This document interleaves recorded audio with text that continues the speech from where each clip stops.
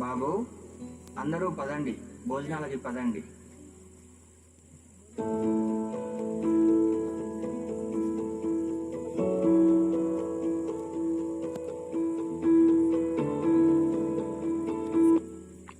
ఆహా, సుబ్రహ్మణ్యం గారు, ఈసారి ఎంత గ్రాండ్ గా జరిగింది శ్రీరామనవమి. కళ్యాణమే కాదు, కళ్యాణ విందు కూడా బాగా చేయించారు. అది కూడా 1000 మందికి అన్నదానం. వావ్, గ్రేట్ అండి. మరి ఏమనుకున్నావు రామభక్తుడైనటువంటి రాజగోపాల్ గురించి? ఈసారే కాదు, ప్రతి సంవత్సరం ఇంతే గ్రాండ్ గా శ్రీరామనవమి రోజున ఆ రాముడి కళ్యాణం చేయిస్తాడు రాజగోపాల్. ఒక్కడే లక్షలు ఖర్చు పెట్టి ఎంత వైభవంగా ఇలా వేలాది మందికి అన్నదానం చేస్తాడు. అయినా గాని కొంచెం కూడా అహంకారం లేనివాడు. ఈ కలికాలంలో పుట్టాల్సిన వాడు కాదు. అందరూ తృప్తిగా భోజనం చేయండి. సత్యవతి, ఇక్కడ చూడు ఏం కావాలో. అలాగేనండి. ఏమండి రాజగోపాల్ గారు, మొత్తానికి సీతారాముల కళ్యాణం అంగరంగ వైభవంగా జరిపించారు. భోజనాలు కూడా చాలా రుచికరంగా ఉన్నాయండి. అదేమీ లేదు సుబ్రహ్మణ్యం గారు, అంతా ఆ భగవంతుడి కటాక్షం. మనదేముంది, నిమిత్త మాత్రులం.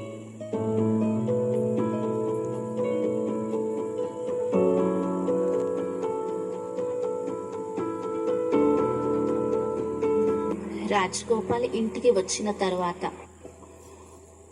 ఓ రామా, ప్రతి సంవత్సరం మీ కళ్యాణం చేస్తున్నాను, కానీ ఆ సంతోషం, శాంతి, ఆనందం కొంత సమయం అయితే ఉంటుంది. ఏదో తెలియని లోటు. ఎన్ని అన్నదానాలు చేయించినా కానీ నిన్ను పొందే దారి ఇది కాదు అనిపిస్తోంది. నాకు నీ సత్య పరిచయం లేదు. నాకు జ్ఞానాన్ని ప్రసాదించు భగవంతుడా.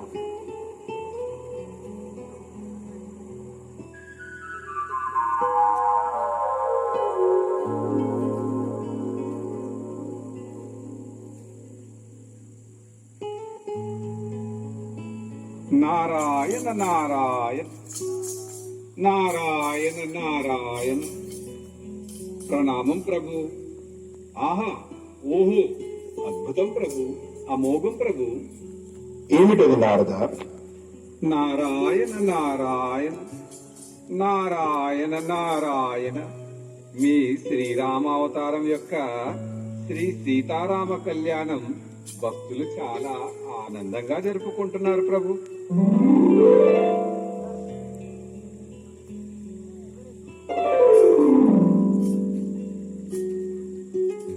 నారాయణ నారాయణ. అదేమిటి స్వామి, మీ భక్తులందరూ శ్రీరామనవమి ఎంత అంగరంగ వైభవంగా జరుపుకుంటున్నారు. మీరేమో ఆ విషయం చెప్పడంతో అలా దీర్ఘాలోచనకు లోనయ్యారు. ఏం జరిగింది స్వామి? నారద, మానవాత్మలందరూ మంచి మార్గాన ప్రయాణించాలని, మళ్లీ రామరాజ్యంపై నడిచి మానవులందరూ మళ్లీ రామరాజ్యం తేవాలని రామాయణ బోధన చేశాను. కాని ఈ మానవులు నేను చెప్పిన జ్ఞానాన్ని మరుగున పెట్టి వాళ్ళందరూ రామాయణ అర్థాన్ని వేరుగా అర్థం చేసుకున్నారు.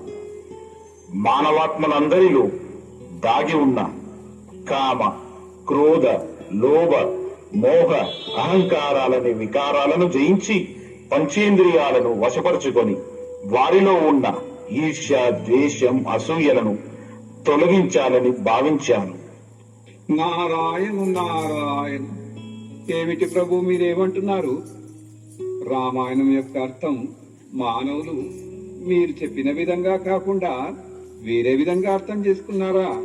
అవును నారద, వాస్తవంగా రామాయణ కథ మరియు అందులో ప్రతి ఒక్క పాత్రధారుల అర్థాన్ని వారి నిజ జీవితంలో ధారణ చేస్తారని భావించాను. శ్రీరామాయణంలో చూసుకున్నట్లయితే వాస్తవంగా శ్రీరాముడి అవతారం విషయంలో వారి యొక్క జీవితంలో అనేక సంబంధాలను ఏ విధంగా నిర్వర్తించారు, చాలా సుందరంగా నిర్వర్తించారు. ఎన్ని సంఘటనలను రాముడు జీవితంలో వచ్చినా కాని వాటి ఆధారంగా ఎవరి ప్రతి వారు నకారాత్మక భావం రాలేదు. అయినప్పటికీ వారు సంబంధంలో ఆదర్శంగా నిరూపింపబడ్డారు. వాస్తవంగా అన్ని రకాల మానవీయ సంబంధాలను ఎలా నిర్వర్తించాలో మానవాత్మలకు వివరించడం జరిగింది. అందుకే రాముడి యొక్క ఆదర్శ వ్యవహారం కారణంగా మర్యాదా పురుషోత్తముడని చెప్పబడింది. వాస్తవంగా ఇది మనిషి జీవితం యొక్క కథ. ఒకవేళ ఈ సమయంలో చూసుకున్నట్లయితే మనుషులు లోన యుద్ధంలో జీవిస్తున్నారు. ఆంతరికంగా ఒక యుద్ధం నడుస్తుంది. ఈ యుద్ధం కోసం ప్రపంచంలో చెప్పడం జరుగుతుంది, 3 రాములు ఉన్నారు అని. ఒక రాముడు దశరథుడి కుమారుడు శ్రీరాముడు. నారాయణ నారాయణ నారాయణ నారాయణ. రెండవ రాముడు ఎవరు ప్రభు? రెండవ రాముడు ఇంటింటిలో ఉన్నాడు అనగా ప్రతి ఒక్కరి శరీరం నందు నివసించే ఆత్మను కూడా రాముడని చెప్తారు. నారాయణ నారాయణ. మరి మూడవ రాముడు ఎవరు ప్రభు? మూడవ రాముడు జగత్తుకు అతీతుడు, నిరాకారుడు, పరమాత్మ రాముడు. దశరథ కుమారుడు రాముడు త్రేతాయుగం వారు. వాస్తవంగా ఇది ఆత్మారాముడి కథ. ప్రతి ఒక్కరూ వారి జీవితంలో అనుభవం చేస్తున్నారు. ఎప్పుడైతే అత్యాచారాలు సంసారంలో పెరుగుతాయో అప్పుడు పరమాత్మ అవతరిస్తారు అని అంటారు. నా రాముడి అవతారం విషయంలో కాదు, కానీ ఎప్పుడైతే కలియుగంలో పాపాలు పెరుగుతాయో ఆ సమయంలో పరమాత్మ రాముడు ఈ సంసారంలోకి రావాల్సి వస్తుంది. మరియు ఆత్మారాముడు వారి జీవితాన్ని ఎలా జీవించాలో ఆ విధానాన్ని నేర్పుతారు. యుద్ధమనగా స్థూల యుద్ధం గురించి మీరు చెప్తున్నారా ప్రభు? లేదు నారద, యుద్ధమనగా మంచి మరియు చెడుకి మధ్యలో జరిగే సంఘర్షణయే యుద్ధం. రావణుడు అనగా నకారాత్మక శక్తి. మనిషి జీవితంలో ప్రపంచం యొక్క జ్ఞానం ఉందో దానిని జ్ఞానేంద్రియాల ద్వారా లోపలికి స్వీకరిస్తారు. మనస్సు, బుద్ధి, సంస్కారం ఆధారంపై కర్మేంద్రియాల ద్వారా కర్మను చేస్తారు. ఎంతైతే మనస్సు యొక్క ఏకాగ్రత ఉంటుందో అంత మనస్సు యొక్క క్రమశిక్షణ ఉంటుంది. ఎంతైతే ఇంద్రియాలపైన నియంత్రణ ఉంటుందో మంచితనం వైపు జీవితాన్ని మలుపుకోవచ్చు. ఏదైతే చెడు విషయాలు ఉన్నాయో దానిని సహజంగా వదలగలుగుతారు. పరమాత్మ ఎప్పుడైతే భూమిపై అవతరిస్తారో అప్పుడు మానవాత్మలో అందరినీ దశరథుడిగా మారుస్తారు. దశరథుడు అనగా 10 ఇంద్రియాలపై రాజ్యం చేసేవాడు. 5 సూక్ష్మేంద్రియాలు, 5 స్థూల ఇంద్రియాలు. స్వరాజ్యాధికారి. ప్రతి ఇంద్రియంపై సంపూర్ణ అధికారం ఉండటం, వాటిపై నియంత్రణ ఉండటం. దశరథుడి స్థితిలో పరమాత్మ అందరినీ తయారు చేస్తారు. ఏ మానవుడైతే స్వరాజ్యాధికారిగా అవుతాడో దశరథుడి జీవితం యొక్క 3 విశేషతలను భార్యల రాణుల రూపంలో చూపించడం జరిగింది. నారాయణ నారాయణ. ప్రభు అనగా కౌసల్య, కైకేయి మరియు సుమిత్ర వారి గురించి మీరు చెప్తున్నారా? విశిష్టతల రూపంలోనా? ఎలా ప్రభు? నాకేమీ అర్థం అవడం లేదు. కాస్త వివరించండి ప్రభు. నారద, కౌశల్య అనగా ప్రతి విషయంలో కౌశల్యం నుండి ఉండడం, కౌశల్యం పట్ల కూడా శ్రద్ధ చెక్కు చెదరకుండా ఉండటం. లేదంటే మరో మాటలో చెప్పాలంటే ఆత్మవిశ్వాసం, దృఢ సంకల్పం. ప్రభు మరి కైకేయి అనగా అర్థమేమిటి ప్రభు? నారద, కైకేయి అనగా సర్వసంపన్న ఆత్మ. అన్ని విధాలుగా ప్రతి సాధనలో సంపన్నత్వం ఉండటం. నారాయణ నారాయణ. ప్రభు మరి సుమిత్ర అనగా ఏమి విశేషత? నారద, సుమిత్ర అంటే ప్రతి ఆత్మ పట్ల శుభభావన, శుభకామన సదా ఉండటం. కాబట్టి ఈ 3 స్వరాజ్యాధికారి అనగా దశరథుడి జీవితంలో గొప్ప విశేషతలు మరియు దాని ఫలస్వరూపం అతని జీవితంలో 4 ధారణలను ప్రస్తావించబడ్డాయి. నారాయణ నారాయణ. ప్రభు 4 ధారణల రూపంలో ప్రస్తావించబడినదా? అట్లయినా నేను ఊహించినదేమనగా అవి వారి యొక్క నలుగురు కుమారుల రూపంలో ప్రతిబింబించుంటారు కదా ప్రభు? అవును నారద, మీరు ఊహించినది సత్యం. అనగా శ్రీరాముడు, నమో నమ, లక్ష్మణ, భరత మరియు శత్రుఘ్నులు. అవును నారద, శ్రీరాముడు మొదటివారు. శ్రీరాముడు అనగా వివేకానికి ప్రతీక. ప్రతి విషయాన్ని వివేకంతో చూడడం, జ్ఞాన ఆధారంగా ప్రతిదీ పోల్చడం మరియు దానిని తన జీవితంలో ధారణ చేయడం. భరతుడు అనగా సంపన్న బుద్ధి, అనగా బుద్ధితో పాటుగా పరమాత్మపై అర్పణ అవ్వడం. లక్ష్మణుడు అనగా త్యాగానికి ప్రతీక, తన జీవితంలో అన్నీ ఉన్నప్పటికీ త్యాగం చేయడం. లక్ష్మణుడు అంటేనే గొప్ప త్యాగవంతుడు మరియు తన లక్ష్యం వైపే తన మనస్సు బుద్ధిని కేంద్రీకరించువాడు అని అర్థం. శత్రుఘ్నుడు అనగా ఏ విధంగా ఎవరితో శత్రుత్వం లేనివాడు, శత్రువులు లేనివాడు, కాని ప్రతి ఆత్మ పట్ల సదా సంయోగి అవుతారో వారు పరమాత్మ ప్రతి కూడా సంయోగిగా అవుతారు.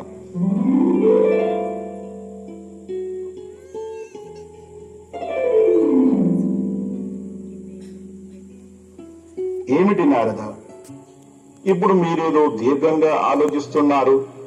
నారాయణ నారాయణ, మీరు అందరి పాత్రధారుల యొక్క అర్థాన్ని వివరించారు, వారి లక్ష్యాన్ని వివరించారు. అనగా మానవుడు వారి జీవితంలో ఎలా ఆదర్శంగా, గుణాలతో సంపూర్ణంగా, వ్యవహారంలో శ్రీరాముడిలా మర్యాద పురుషోత్తమునిగా అవ్వాలో స్పష్టీకరించారు. రామాయణంలోని ప్రతి పాత్రధారిలో గుణాలను మానవ జీవితంలో అలవర్చుకోవాలని చెప్పారు. కానీ ప్రభు, సీతామాత గురించి మీరు వివరించనే లేదు ప్రభు. నారద, సీత స్వరూపాన్ని భూగర్భం నుండి వచ్చినట్లుగా చూపించడం జరిగింది. అనగా భూమాత యొక్క కుమార్తె అని, భూమి నుండి ఉద్భవించారు అని అర్థం. వాస్తవంగా మానవులందరి శరీరం భూమి నుండి తయారయ్యింది. అలా చూసుకున్నట్లయితే అందరూ సీతలే. కాని సీతని ఎందుకు విశేషంగా దర్శించారు? దానికి గల కారణం ఏమిటనగా, సీత అనగా పవిత్రతకు ప్రతిమూర్తి. సౌందర్యం కేవలం బాహ్యంగా కాదు, వారి ఆంతరిక గుణాల సౌందర్యం, మధురత, సమర్పణత, నిర్మాణత్వం మొదలు గుణాలలో సంపూర్ణంగా ఉండడం. ఏమండి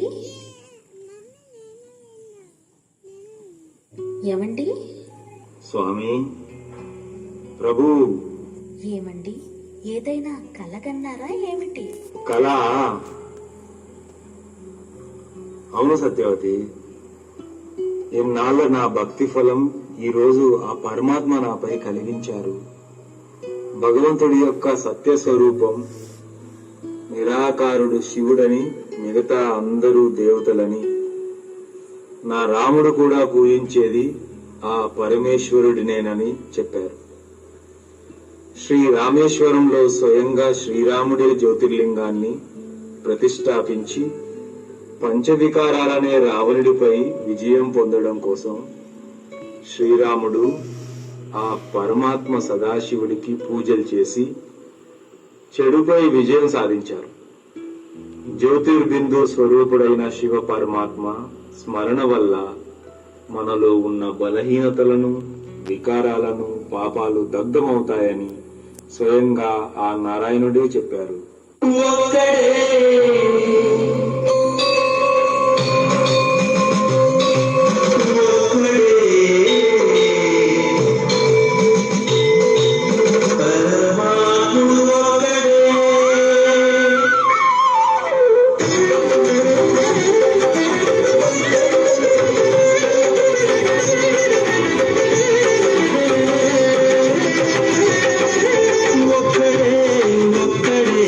పరమాత్ముడు ఒక్కడే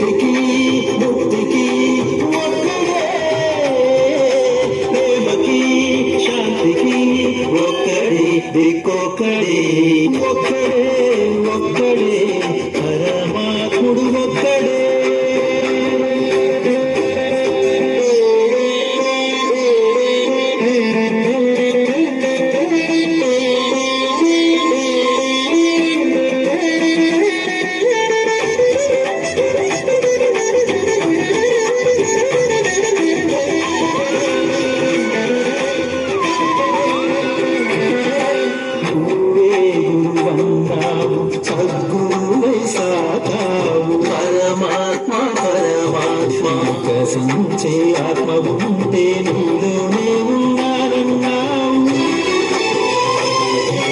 దేహాల దొరకాదు దేహివని చాటావు పరమాత్మ పరమాత్మ పాపరాశులన్నీ దొంగల్లే దోచుకుపోయావు శిక్షకు రక్షకు ఒక్కడే కర్తకు కర్మకు ఒక్కడే దిక్కొక్కడే ఒక్కడే ఒక్కడే పరమాత్ముడు ఒక్కడే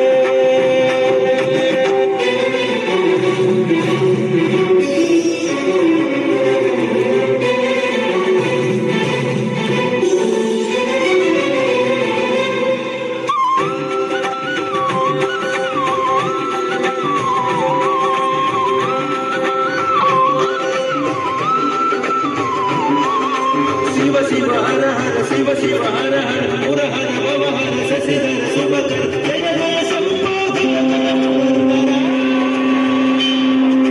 జయ జయ సంపాద జయ జయ మురళీధర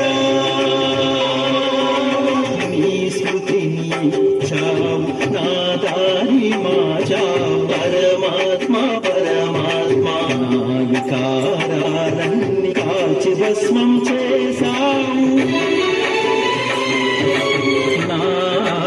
జ్యోతిని వెలిగించి చూపా పరమాత్మ పరమాత్మ సుజ్ఞాన జ్యోతులను వెలిగించి కరుణించావు